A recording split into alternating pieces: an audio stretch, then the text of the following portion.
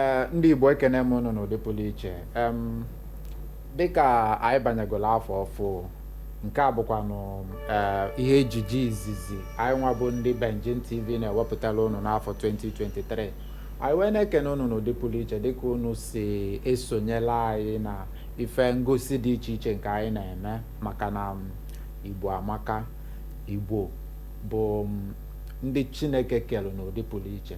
anyị wee na-agbakwa mbọ ịfụ na anyị ji BenginTV were na-akwalite ife gbasara omenala Igbo, ife gbasara ọdịmma ndị Igbo, maka na BenginTV ife eji wee mara anyị bụ community development, nke bụ ife anyị na-agba mbọ ime bụ ife ga-eme ka obodo na-aga ọfụma.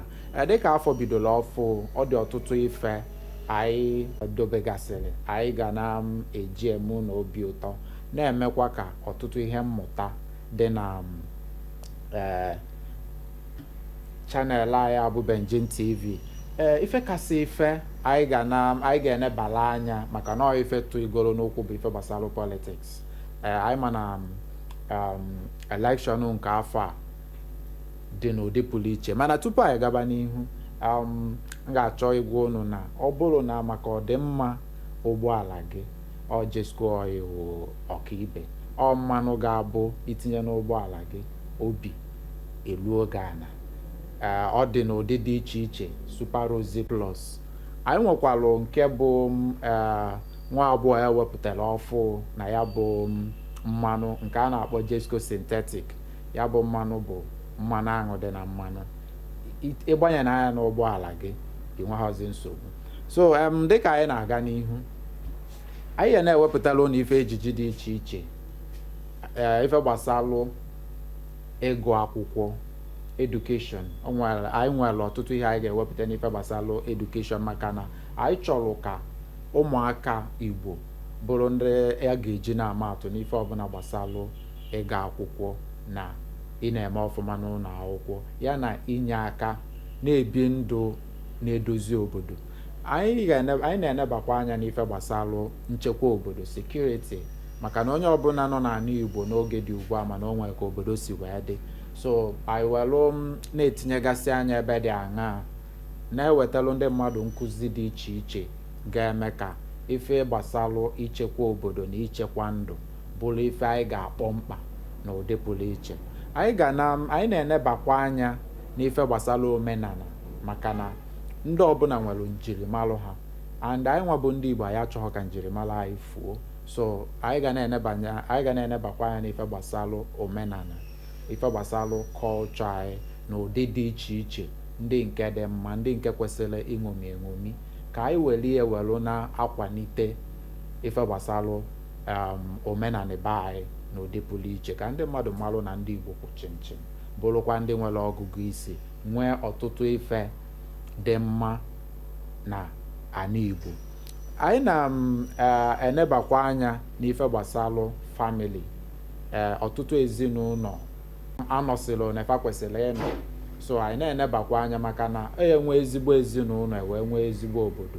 Good family wụ ya nwa na-emeke good society. So anyị na-enebakwa anya ife gbasara ezinụlọ, ọnọdụ mmadụ na mmadụ ibie imekọrịta n'ụdị pụrụ iche, nke na-enye aka n'ife anwa bụ community development. So anyị na-asị gị, ọ bụrụ na ị sọskraịbụ bụ na chanel anyị, biko gbaa mbọ gaa sọskraịbụ, ka ọ ya bụ ife ejije ndị a niile a ga na-ewepụta isolu na-enene na-amụta ife na ụdị pụrụ iche. anyị nwekwalụ kọment sekshọn anyị, onwe ụfọdụ ife ịfụrụ ị ga-achọ ka ọ dị ona maọbụ ona, anyị nwa bụ ndị na-ege ntị ọfụma.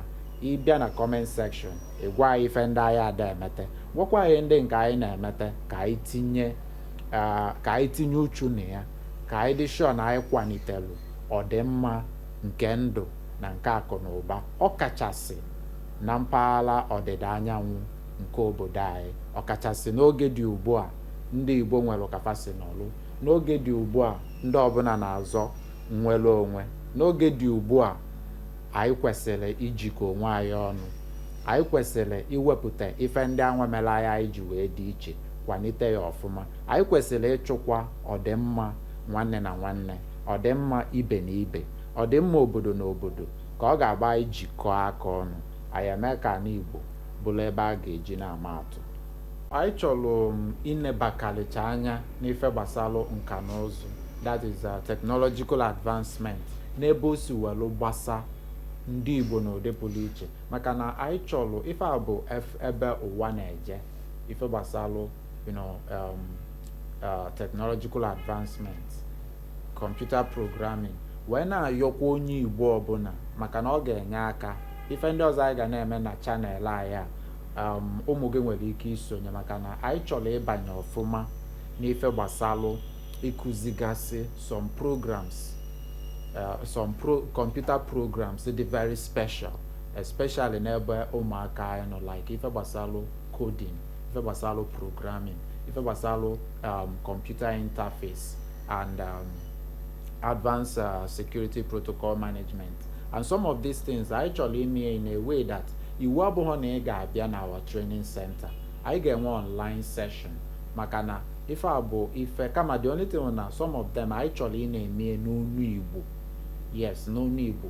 We are not anyị chọrọ ka anyị revive our culture, anyị revive asụsụ anyị, malụ na anyị esi mee ka asụsụ anyị banyegasịa n'ife ndị ọfụ a dịgasịnụ, then wee na-enyelụkwa ụmụaka anyị aka ka fa jiri nwayọọ na-etonite n'ife gbasalụ this technological trend dị kịta. So anyị ga-achọ ndị nne na nna dịka afọ bidoro ọfụ, and ife aso na packages anyị chọrọ ị na-eme, nne na nna ọbụla gbaa mbọ gotelu ụmụ ha kọmputa fa ga-eji na-eme exercise n'ụlọ. Onye ọbụla mana ife akịta bụ ife dị ezigbo mkpa, maka na anyị mazi na JAMB wụ kọmputa base nke a na-akpọ CBT, ya bụ nọọ kọmputa ka ejizi eme WAEC now na-emekwa nke ha, other exams na-agakwa CBT. So ọ bụla ife dị ezigbo mkpa na onye Igbo ọbụla kama bido n'oge save bụ ego kaba ahụ fụ na igotelu ụmụ gị kọmputa n'ụlọ, ọ bụghị nke aha dị na skuul maka skuulu ndị nwere ụlọ. Ife ọzọ dịkwa mkpa anyị chọrọ ineba anya na chanel anyị bụ BenginTV bụ ife gbasalụ ndụ nke mmụọ nke a na-akpọ spirituality, maka na onye ọbụla ghọtara ife dị na ndụ a, mana man is a spirit, and mgbe ụfọdụ abịa na-emezi ife niile a na-eme ndị mmadụ ada pays attention ebe their spiritual life dị. Anyị ada ekwu ya maka okpukpe onye ọbụla na-ekpe, kama na ụdị okpukpe ọbụla ị na-ekpe ka ị malụ mkpa ọ dị one ndụ nke mmụọ gị si wee dị. So anyị ga na-enwe some content on that aspect. Anyị ga na-akpọta ndị nwelụ ọgụgụ isi pụrụ iche n'ife gbasalụ spirituality, ndụ nke mmụọ.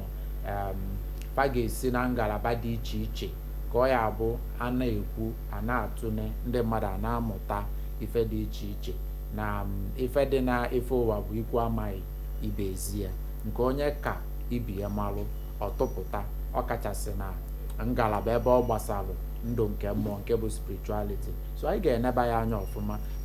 Chetakwanụ na ife ọbụla anyị na-eme, comment section anyị dị open to everybody. Ọ bụrụ na ị subscribe bịa na channel anyị, biko kaba ahụ ị subscribe ị na-efolo ife ndị anyị na-eme. Onwe nke anyị ada eme taa, welu comment section ị ga-afụkwu akara igwe ntị anyị na ya bụ ife onyonyo. Ị nwere ike isi na WhatsApp zitere anyị ozi, onwe ife ndị ị chọkwuru ka anyị adị anyị ji wee mee ka obodo dị mma. Ife anyị na-agba mbọ bụ ka obodo dị mma, community development, maka na obodo dị mma ndị bi na ya enwebe aṅụrị. Ife ọzọ anyị ga-enebakwa anya bụ ife gbasara ngalaba azụmahịa. Ndị Igbo bụ ndị eji ife gbasara ịzụ ahịa wee malụ. So anyị nwa nọ na BenginTV chọrọ n'ụdị pụrụ iche inwe that ngalaba azụmahịa n'ụdị pụrụ iche, nke anyị chọrọ iji wee na-akwalite ife ndị be anyị na-emegasị. Ị na-alụ ọrụ aka, ị na-azụ ahịa, ị na-eme ife dị iche iche, isi na ya enweta ife ị na-eri.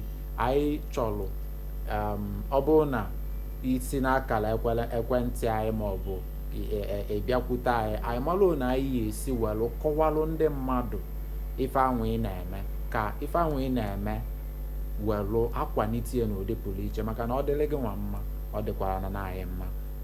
Ọtụtụ ndị be anyị nwere ọrụ aka pụrụ iche malụ mma mana ebe fa nọ ndị mmadụ amalọ maka fa, mana ọ bụrụ na ịbịa anyị were ife onyonyo anyị akọwala ụwa niile ka isi eje mbọ ị na-agba ụdị ife ị na-alụpụta ka ọ ga-abụ onye chọba ife ahụ ị na-alụ ọ chọlụ gị bịaba, ma ife dị iche iche ma ndị na-alụ welda ma ndị na-alụ plọmbin ma ndị na-akpa isi ma ndị na-alụ akpụkpọ ụkwụ. Ife ndị a ọ bụrụ na iru iche to us anyị na-abịa akpa ya, anyị ga-enyekwa aka si n'ife onyonyo anyị a na-akwalitelụ gị ife ọbụla bụ ife dị mma nke ị na-eme. Ife ndị a niile bụ ife anyị kwadoro maka afọ a bụ 2023 maka na afọ a ga-amalụ anyị niile mma. Ndị be anyị ekene unu.